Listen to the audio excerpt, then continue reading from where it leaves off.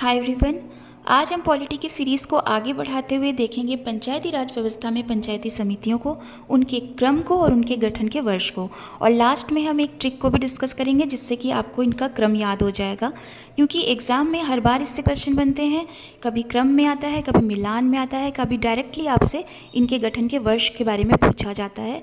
तो ये बहुत ही बेसिक फैक्ट है और बहुत इंपॉर्टेंट है आपके एग्ज़ाम के पॉइंट ऑफ व्यू से, तो ये आपको याद होने चाहिए। इसके प्रीवियस वीडियोज़ में हमने संविधान के भाग और अनुसूची के बारे में डिस्कस किया है, उससे रिलेटेड छोटी छोटी ट्रिक्स भी बताई गई है।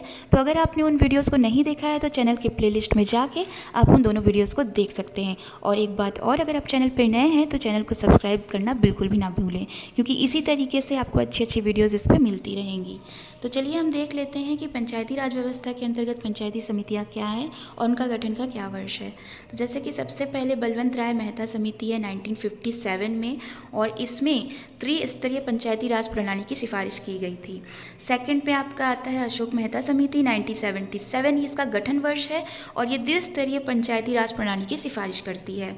उसके बाद हम देखेंगे GV राव समिति 1985 में, जो कि पंचायती राज संस्थाओं को अधिक स्वायत्तता देने की सिफारिश करती है।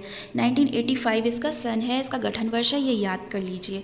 देन हम फिर देखेंगे आपका LM सिंघवी समिति, जो कि 1986 में है, और इसमें क्या किया गया था, इसमें पंचायती राज को संवैधानिक दर्जा देने की सिफारिश की गई थी।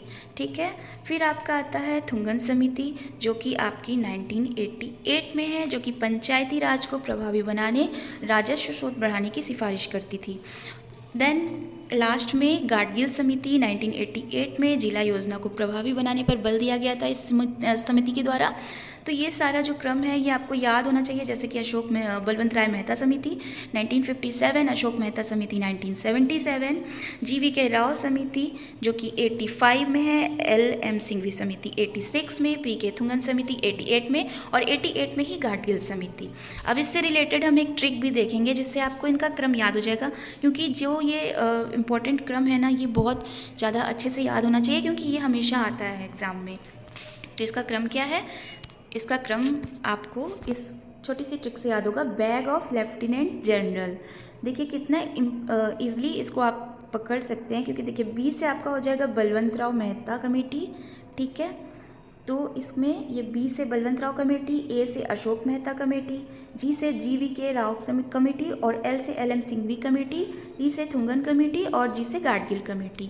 तो देखिए सारे ये जो कमेटी है इनका क्रम आपको याद हो गया, सारी समितियों का, क्योंकि समितियों का जो क्रम होता है ना वो बहुत इंपॉर्टेंट होता है। अगर आपको ये याद होगा तो आपको गठन वर्ष भी बहुत अच्छे से याद आ जाएगा, एक बेसिक आप गैस कर सकते हैं।